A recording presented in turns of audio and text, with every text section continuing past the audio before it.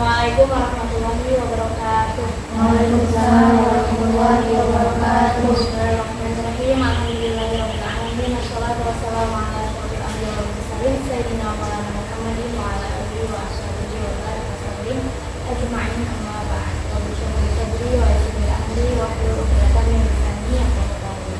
Kaifa halukum? Alhamdulillah bikhair wa antum. Alhamdulillah bikhair. Hadir semua hari ini? Alhamdulillah hadir semua ya. Sehat semua? Sekarang coba dibuka halaman 50 bukunya.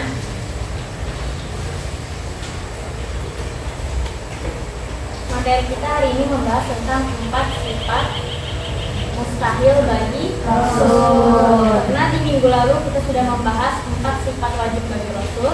Sekarang kita membahas tentang 4 sifat mustahil bagi Rasul.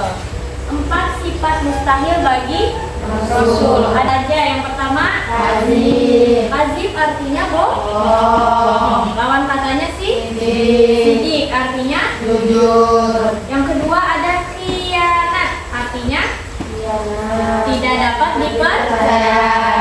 Lawan katanya kemarin ada Amanah. artinya Dapat dipercaya. Yang ketiga ada kitman artinya Menyembunyikan.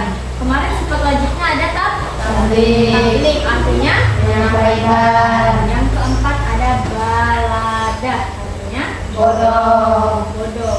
Kemarin lawan katanya adalah Fatona.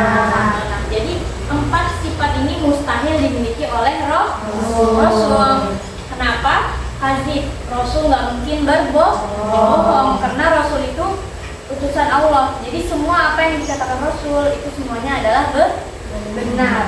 Terus yang kedua ada khianat. Rasul nggak mungkin berkhianat. Kalau misalnya Rasul berkhianat, berarti Rasul tidak dapat dipercaya oleh umatnya dan itu tidak mungkin dan itu termasuk mustahil. Terus yang ketiga ada kitman, menyembunyikan.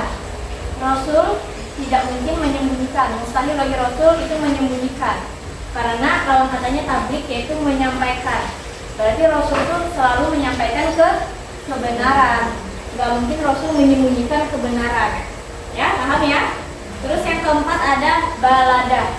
Balada itu bodoh. Gak mungkin Rasul itu adalah orang yang bodoh. Itu termasuk sifat yang mustahil.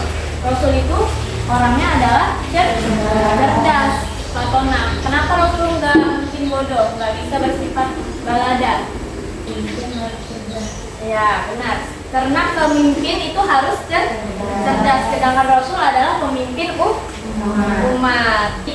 4 sifat ini mustahil dimiliki oleh Rasul. Sekarang Ustazah bakal bagi kalian menjadi 4 kelompok. 4 kelompok itu sesuai dengan 4 sifat mustahil ini. Masing-masing kelompok mendiskusikan terkait sifat-sifat mustahil ini. Jadi didiskusikan apa contoh penerapan di kehidupan sehari-hari yang kita tidak boleh memiliki sifat ini di dalam hidup kita sehari-hari. Itu ada yang ingin ditanyakan? Jadi saya ulangi lagi ya. Setiap kelompok itu mendiskusikan contoh di kehidupan sehari-hari yang kita tidak boleh memiliki sifat ini, yang memiliki sifat tercela. Contoh sifat tercela yang terkait dengan 4 sifat mustahil bagi Rasul dan tidak boleh kita terapkan di kehidupan sehari. Oke, boleh diskusikan bersama kelompoknya. Silakan didiskusikan ya.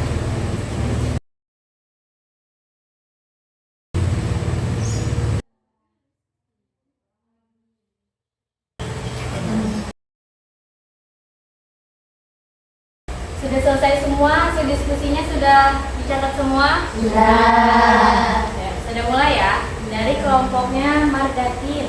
Kelompoknya Mardatin sudah dicatat hasil diskusinya? Sudah didiskusikan?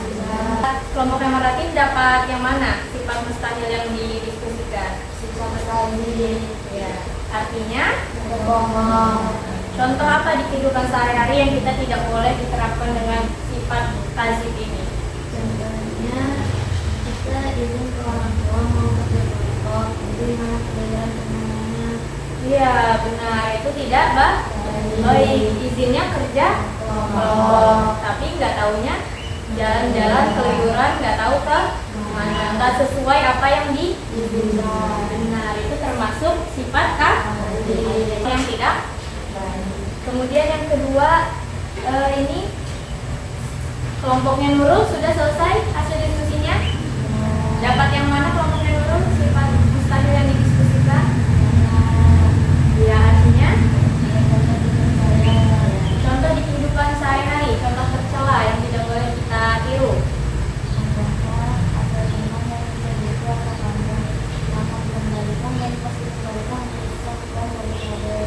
Iya, benar. Itu berarti temannya tidak amanah dan tidak dapat dipercaya. Sudah dipinjamin, tapi pas dikembalikan malah rusak barangnya. Dan itu contoh yang tidak baik. Sama dengan khianat, tidak dapat dipercaya. Yang ketiga ada kelompoknya Barokah. Kelompoknya Barokah sudah selesai. Hasil diskusinya apa kelompoknya Barokah? Dapat yang mana sifatnya? Artinya apa contoh yang tidak baik di kehidupan sehari-hari yang terkait dengan kitman? Contohnya ada teman kita yang mentek sekalian, tapi kita diam aja, nggak selalu bingung. Iya, benar, itu termasuk kitman, menyembunyikan kebenaran.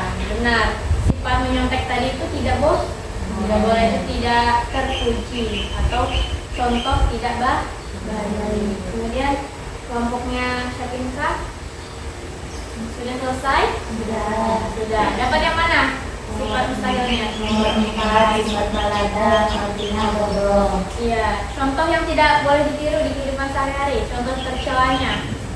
Misalnya itu malas membaca buku, malas belajar, malas putus asa, malas sekolah pelajaran.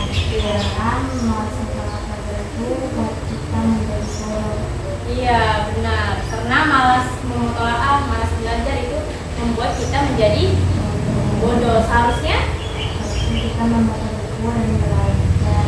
iya, seharusnya kita rajin membaca, rajin belajar, rajin mutolaah agar ilmu kita itu nempel selalu di kita dan bertambah, ilmu kita bertambah, wawasan kita bertambah, dan ilmu kita bisa bermanfaat bagi orang lain dan diri kita sendiri. Oke, beri tepuk tangan buat semua kelompok. Ya, alhamdulillah ya. Semua sudah paham materi kita hari ini. Alhamdulillah. Hari ini kita belajar apa aja materinya tadi? Ya. Kemudian habis itu kegiatan kita mendiskusikan empat sifat mustahil ini yang tidak boleh diterapkan di kehidupan kita sehari-hari. Nah, terima kasih ya buat hari ini, sudah semangat belajarnya dan semangat terus belajarnya buat ke depannya. Sudah tutup pelajaran kita hari ini. Sampai di sini dulu. Wallahu a'lam bishawab. Assalamualaikum warahmatullahi wabarakatuh. Waalaikumsalam warahmatullahi wabarakatuh.